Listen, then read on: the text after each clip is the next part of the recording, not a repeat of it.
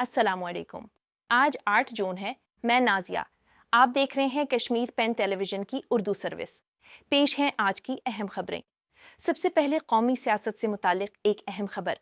جموں و کشمیر کے وزیر اعلیٰ عمر عبداللہ اور PDP صدر محبوبہ مفتی نے آج نئی دلی میں انڈیا اتحاد یعنی انڈیا بلاک کی اجلاس میں شرکت کی۔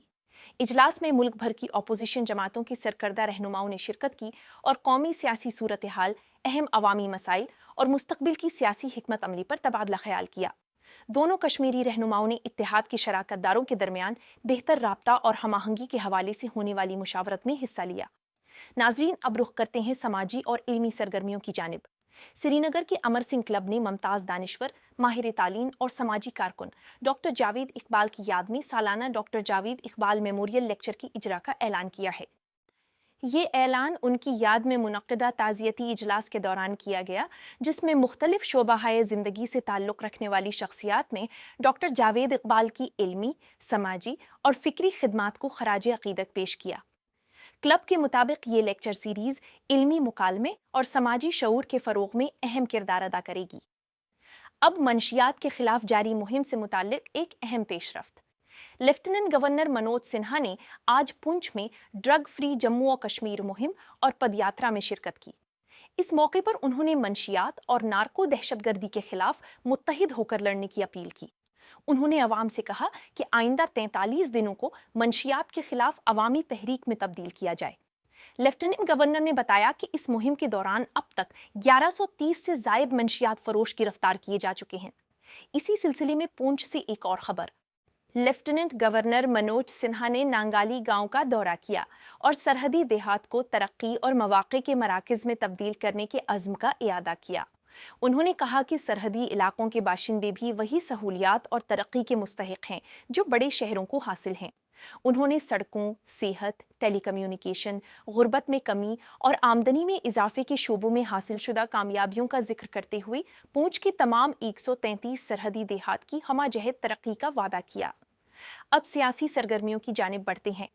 جموں کشمیر اسمبلی میں قائد حزب اختلاف اور بھارتیہ جنتا پارٹی کے سینئر رہنما سنیل شرما نے نئی دلی میں مرکزی وزیر داخلہ امت شاہ سے ملاقات کی۔ ملاقات کے دوران جموں کشمیر کی سیکیورٹی صورتحال، سیاسی پیش رفت، گورننس اور عوامی فلاح و بہبود سے متعلق امور پر تفصیلی گفتگو ہوئی۔ سنیل شرما نے امن، ہمہ گیر ترقی اور جمہوری اداروں کے استحکام کے لیے بھارتیہ جنتا پارٹی کے عزم کا اعادہ کیا۔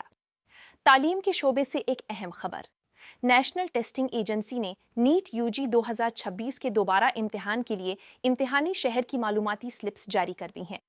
امیدوار اپنے درخواست نمبر اور پاسورڈ کے ذریعے مقررہ امتحانی شہر کی تفصیلات حاصل کر سکتے ہیں۔ NTA نے واضح کیا ہے کہ یہ ایڈمٹ کارڈ نہیں بلکہ صرف امتحانی مرکز کے شہر کی اطلاع ہے۔ دوبارہ امتحان 21 جون کو بھارت کے 551 شہروں اور بیرون ملک 14 شہروں میں منعقد ہوگا۔ ناظرین، اب تعلیمی و سماجی شعور سے متعلق ایک اور خبر۔ Government college for women master of arts road Srinagar کے ویمن اسٹڈیز سینٹر نے برج واٹر اسٹیٹ یونیورسٹی امریکہ کی پروفیسر ڈائنا فاکس کے ساتھ ایک خصوصی تعاملی نشست کا انعقاد کیا۔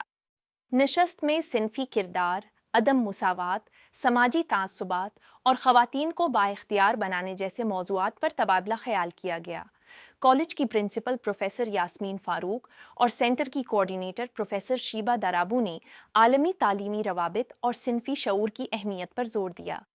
اب ایک تاریخی انفراسٹرکچر منصوبے کی جانب۔ زوجیلا ٹنل منصوبہ 9 جون کو ایک تاریخی سنگ میل عبور کرنے جا رہا ہے۔ 13.15 کلومیٹر طویل یہ سرنگ مکمل ہونے کے بعد دنیا کی سب سے طویل بلند مقام پر واقع 2 طرفہ سڑک سرنگ بن جائے گی۔ اس منصوبے سے کشمیر اور لداخ کے درمیان سال بھر رابطہ ممکن ہوگا، جبکہ سیاحت، تجارت اور دفاعی نقل و حرکت کو بھی نمایاں فروغ ملے گا۔ اب بین الاقوامی خبروں کی طرف چلتے ہیں۔ اسرائیل اور ایران کے درمیان کشیدگی میں ایک بار پھر اضافہ دیکھنے میں آیا ہے۔ پیر کی صبح دونوں ممالک نے ایک دوسرے پر تازہ میزائل حملے کیے۔ اسرائیل نے ایران کے وسطی اور مغربی علاقوں کو نشانہ بنایا، جبکہ ایران نے جوابی کارروائی میں متعدد میزائل داغے۔